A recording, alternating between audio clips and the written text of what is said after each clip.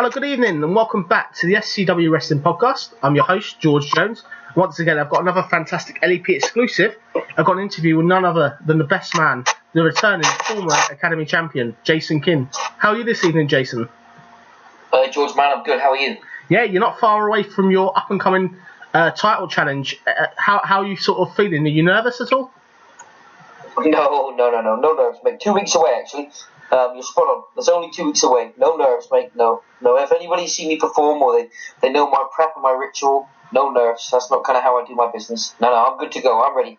I was ready. The thing is, I was out 6 months. For those that don't know, I was away from LEP for 6 months.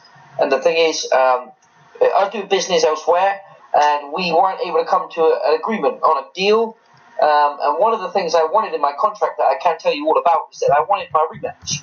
I wanted my rematch for the title, and they said you're not due one because Maximo pinned me for the belt, and he'd since gone on and had to relinquish the title, and it was a new champion now. That was one of the big things I wanted in my contract, was that I had to get my rematch for this belt. You got to understand, that belt meant so much to me. Being the champion meant so much to me, So thinking about that, man, for every day that we were trying to agree contract details, and every single time, I was like, that was the thing I needed more than anything, more than the money, more than the agreements. It was about getting my shot at that championship again, because everybody knows what that meant to me. And you got to think, Blake Harrison's running around and he's being rude to everybody, telling everybody he doesn't give a damn about them, he doesn't give a damn about the people, he doesn't give a damn about anything. I'm the champ now, and all that crap. And you know what? It's kind of upsetting, because it's like the precedent that I tried to set was one of professionalism. And I feel like he's kind of peeing on that a little bit, and that grinds on me on a personal level, not just professional, but really personally. I'm not nervous. I'm mad. I'm really ready to come back and give him a hiding, to really give him a bit of a pasting. Excellent. I was going to say, there's a lot of critiques and people that are sort of questioning. A lot of people have said that you sort of ran because of almost like you couldn't handle the heat that was building. Obviously, since you were last in LEP for your recent return, it's a whole different ball game now. LEP, unfortunately, are still under this threat of Dead Man's Hand. They clearly are dominant at the moment. But are you worried you can't handle this sort of threat? No. I don't mean to laugh at you. Listen, here's the thing. The way you got to look at it is this: LEP has grown since I've been gone. They've made progress. They're a bigger brand, more awareness of who they are, and talent is coming thicker and faster. And I understand that. The game is always changing, and you've got to evolve. But I haven't been sat on my ass for 6 months. I've been doing business elsewhere. I've just won a tag team championship with a good friend of mine, Adam Flint, elsewhere. I've made my debut up country a little bit further in the southeast. I've still been working. I am literally in the best shape of my entire life. I was waiting for the day that we could sign the deal to get me back in LEP. It just needed to be right for LEP, and it needed to be right for me. The new guys, they're good and they're hungry, but you got to remember, I had hungry guys when I was champion. Let's not forget, Blake Harrison was coming up when I was champ. Let's not forget, Vincent, the Mad Dog, when I was champion, was coming up. Let's not forget the Russian was coming up when I was the champion. A lot of guys were coming up when I was champ. They were all hungry. They all wanted the gold. Grayson Reeves was there. Adam Flint was there. Matt the Dragon was there. Maximo, Jack Union. I had a real host of guys when I was on top. It's no different now. Just because they're different names doesn't mean that they're any more hungry or less hungry than the guys that I had to contend with in my class. It's just that times have changed and people have moved on, and development always happens in sport. You got to understand that everybody gets better all the time, stronger, faster, leaner. So you can argue the point that these guys might be slightly better than the guys that were in my class at their time. Not to say they're better now, but better if you put the guys that were coming up against me, the guys coming up now, you can argue they've improved, they've got better over time, and I appreciate that, and I understand that. Yeah, no, fair comment. I think, to be fair, clearly in your return at the last LEP show, you were challenged by a brand new newcomer, Draven. What did you make sort of the audacity of someone brand new to Limited Edition Pro Wrestling to have that audacity to think that you'd fallen so far down the card they would have any chance of beating you? You said it pretty good there a second ago. People think that I ran my tail between my legs, and called it a day.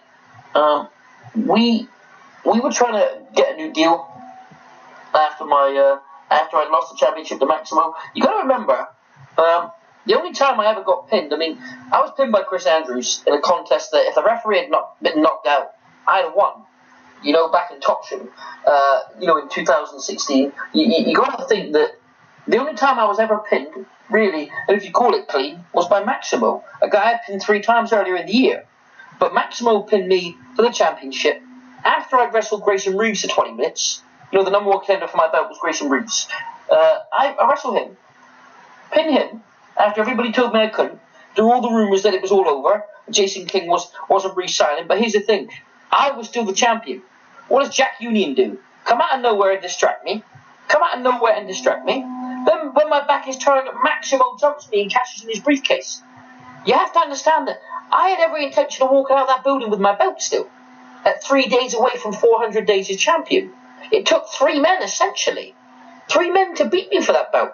When a guy like Draven or Draven, who, by the way, credit to him for calling me out, because I think that in his mind, he thought, okay, Jason King's not where he was, maybe mentally he's unstable, maybe physically he's not got what he used to have. He learned pretty quickly that that's not the case. I'm still here. All this talk of me running with the tail between my legs, you got to understand, it was like being in a relationship with that championship. It's like we were a couple. Me and that belt, me and that title, me and the ability to call myself the Academy champion. I was extremely proud to be the number 1 man in the best, wrestling academy in the Southwest at the time. It was the number 1, and it produced the most stars, it produced the best stars, and I was at the top of that mountain. I was at the highest peak. And for a guy to come and think that I'd fallen all the way back down the hill, it wasn't insulting, it was just kind of like, oh, is that what you all think of me? And you were there, I think I did a pretty good job of reminding people who I am. I think it's a fair assessment of the situation. Blake was running his mouth the whole night, and let's look at how that ended. I ended up, on top of the belt in my arms, and Blake was laying on the floor. It won't be the last time that happens. And it's going to take a miracle for Blake Harrison to beat me. I am too strong, too fast, too lean, too skilled, too experienced. Blake is good. He's deceptively good. People get so caught up on insulting him, they forget how good a performer he is, how good a professional wrestler he is. But he's not Jason King. He's good. He is good. But he's not. He doesn't have what I've got. I've got those people behind me that will champ for me continuously. That's mind games. He's got to put up with that. Hearing hundreds of people cheering my name at every second of those 15, 20 minutes that were in there. I know he says he hates the people, doesn't care about them, he shuns the people. And that spurs him on when they cheer his opponents. That's what gives him his fire. And that's fine. But nothing is stronger than my bond with those wrestling fans. Nothing. I don't think he's never wrestled me. He doesn't know what it's like until I get in the ring. He's going to know pretty quick then that it's different when you step in there with me. Fair comment. I was going to say, Draven did seem to take quite a beating, if that makes sense. He kept coming back for more and more and more. The $1 million question then, clearly the way Blake Harrison won the title belt was shocking. Are you worried that a similar thing might happen in your match, that the numbers would just be too great for you to try and deal with if there's an interference from somebody? Or do you think that Blake will go one-on-one with you? Here's the thing. You've got to think to yourself that from one way or another, wherever the dead man's hand are, wherever they think they are, or they're not even like bullies. These guys, they're idiots, aren't they? Let's be fair.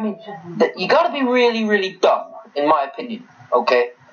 Let's say we know it's spring, all right? Yeah. We know that, yeah. So we know that the heat is rising. It's a hot day outside. Are they really still going to walk around in all black and masks? And that's just stupid, isn't it? Only an idiot's going to walk around wearing all black with a mask on in the hot sun. But these idiots are still floating around with a mask on, still wearing the black hoodies, and the jeans. And look at them they look like the kind of guys that live in their mum's basement, don't they? Yeah. You know what I mean? Yeah, for certain. You know the type. F the world, man, I hate everything. And they tip on their shoulder about something which is nothing. They're probably people that have failed at life and blame everybody else for their failures. That's absolutely fine. Should they wish to enter the ring when I'm there? Should they wish to enter the ring in my contest? I will take my belt off. I will take my belt off my trousers.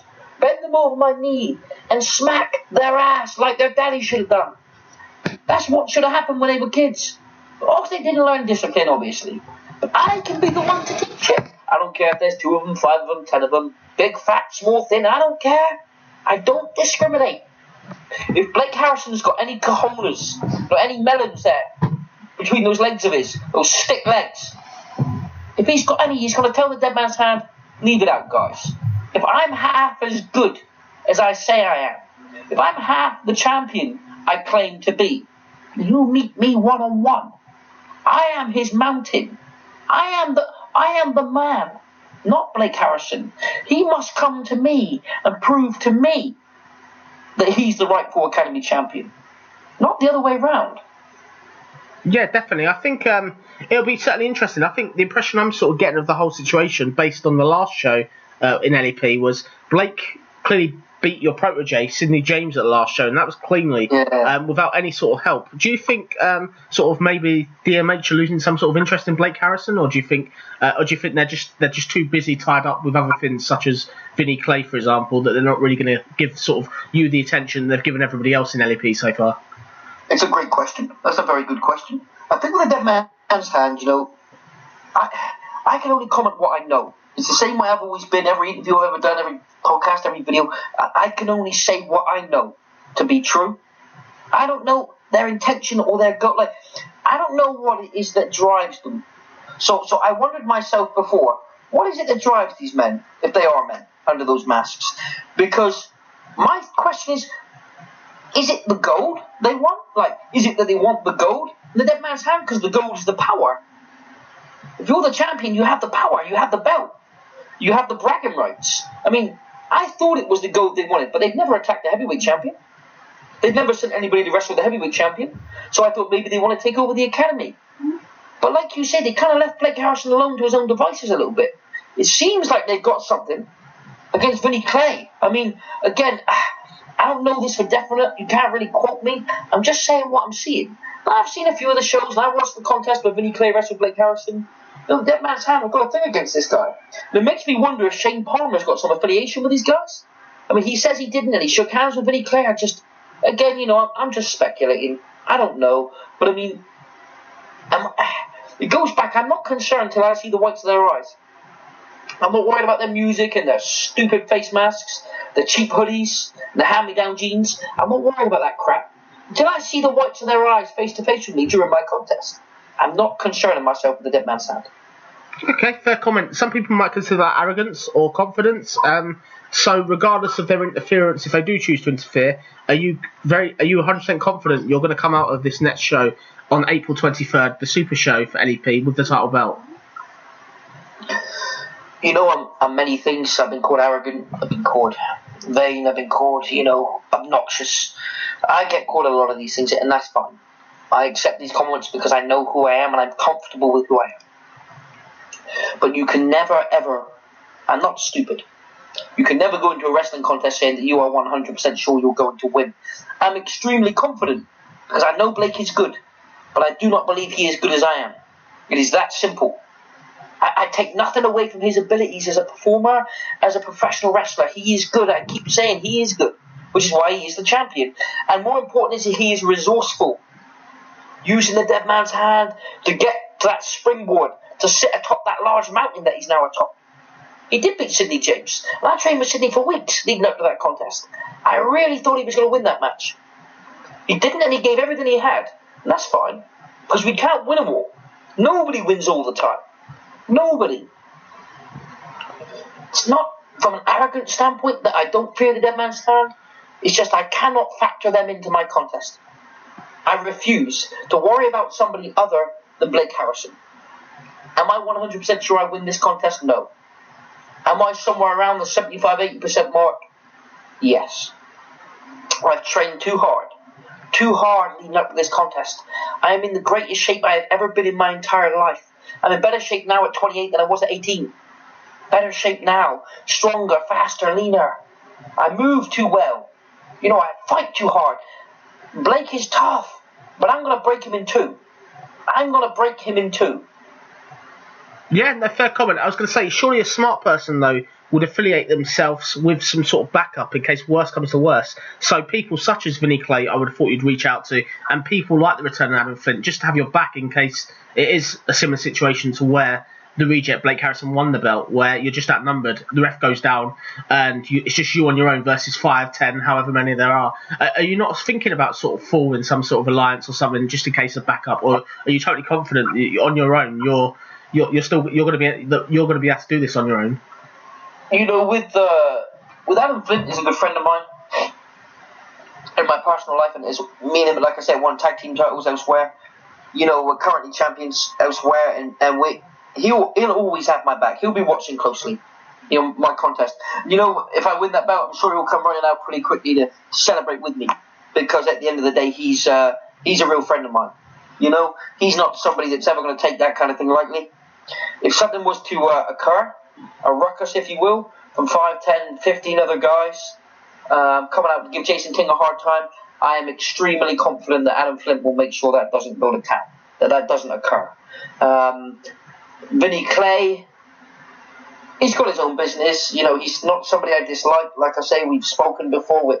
I wouldn't say that Jason King and Vinny Clay are friends, but you know, he's a guy I know.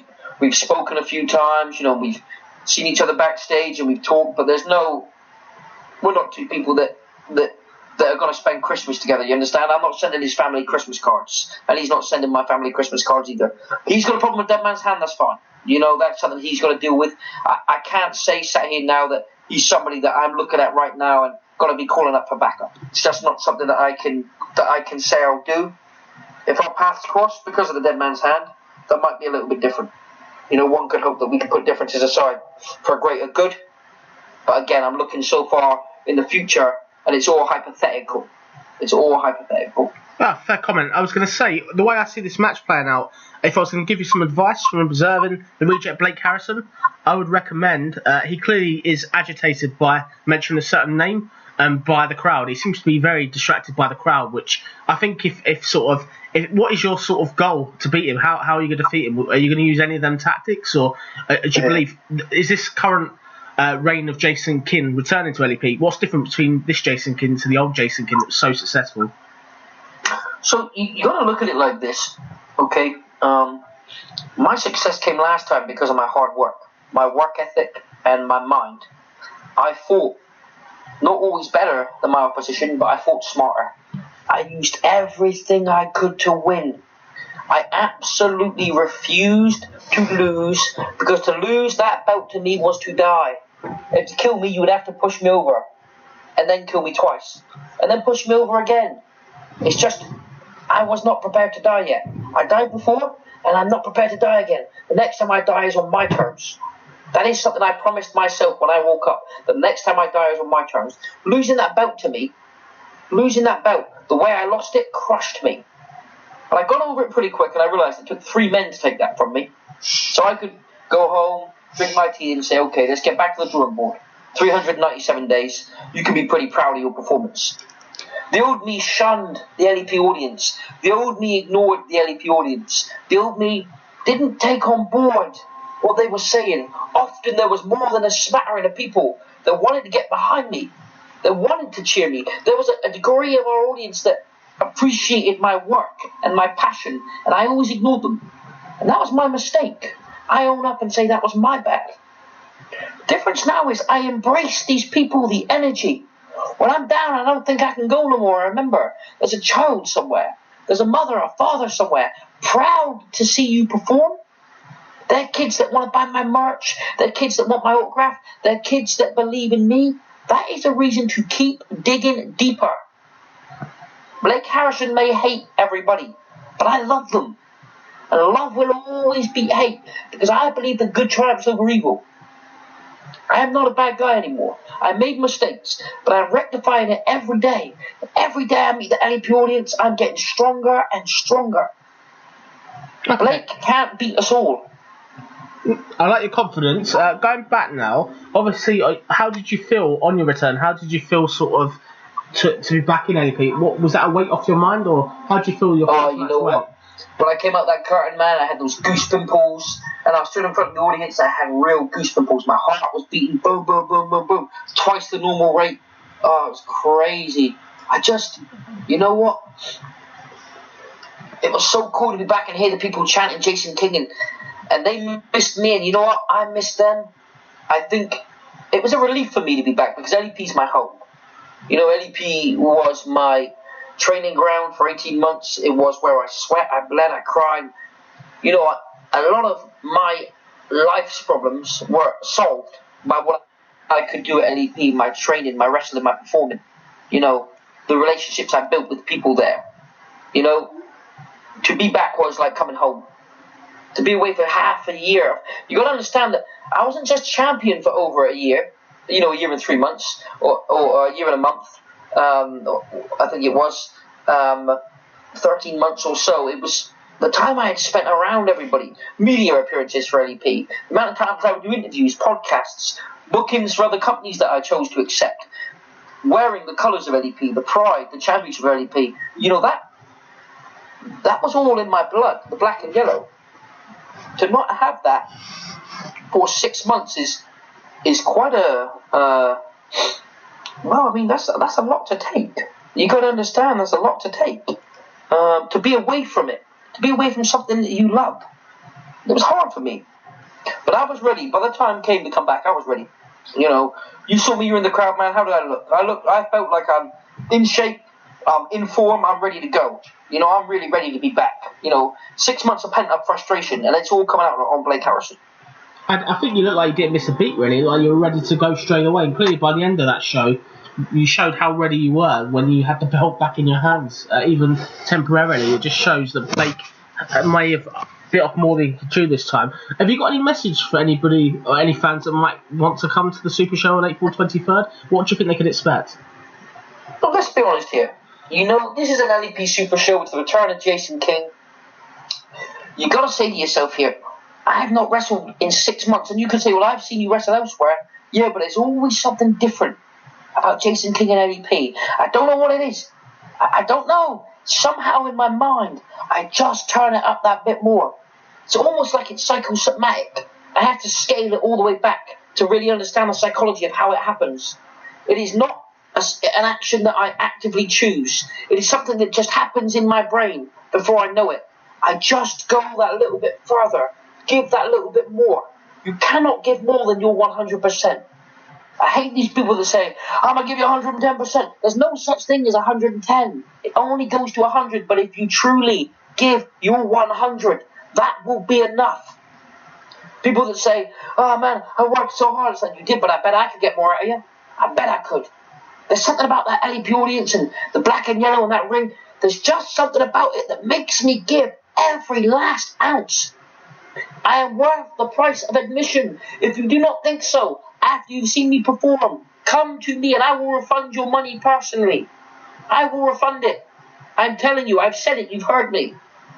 But I guarantee you, once you've seen me do my thing, along with all the other guys, we're coming to give you the very, very best we have. I absolutely cannot stress to you, April 23 in Torquay, you do not want to miss this one. You do not want to miss this. I'm going to get my belt back. I will not fail. I cannot fail. It's not an option for me. I can't. 6 months is too long to be away to come back and fail. I don't know if I can take that. I don't know if I'm that strong, honestly. I don't know. Okay, at the risk of angering you, I'm going to ask the $1 million question then. Say by some unfortunate accident you don't win the match. Well, where do you go from here? Is this will you be gone again for another 6 months? We need Jason King back like he has been back regularly. We don't need you to go missing again. Is there a plan B if you don't win this match? Where do you see yourself sort of going? Do you win the match? Clearly you're going to be a great defending champion again. I have no doubt about that. But if by some miracle, due to help or Blake Harrison finally putting in a performance worthy of that belt, he wins the match. Is that the end of Jason King and LEP again? I think it's fair to say that he will put in a performance worthy of the belt. That's again, I don't like the guy, but I'm honest. He will put in a championship performance. I don't doubt it. He will give me his all. I'm under no illusion that I'm just going to go in and slap the living tar out of him. I mean, I'm going to give mine him. And, I reckon he's going to come back and give me one as best he can too. I don't doubt that. I believe in his ability. I really do, genuinely believe in his abilities. I do believe he's a great performer. I do believe he's a very good wrestler. I just don't believe on that day, with that audience, in that ring, that he beats me. I don't believe it. I have not once thought, what if I don't? I have never filled my head with that doubt before. I will not start now. I cannot believe that I will not walk away as champion. I'm not angered. I mean, you're asking a completely fair question. I just can't answer it because I don't believe it. I can't see that I don't walk away with the new belt. I don't see it. I can't believe it. I can't feel it. I cannot entertain that thought. I cannot. Okay, no, fair play. I think it's good to definitely be confident. I'm really looking forward to seeing this match. I'm really intrigued to see how it's going to play out. Do you think this is the hardest match of your career? That's what a lot of people are calling it. You've got to look at it that way. How can it not be? Essentially, let's look at this. I've been away 6 months, like you said. The paradigm is changed, it's shifted. Things are different in LEP now.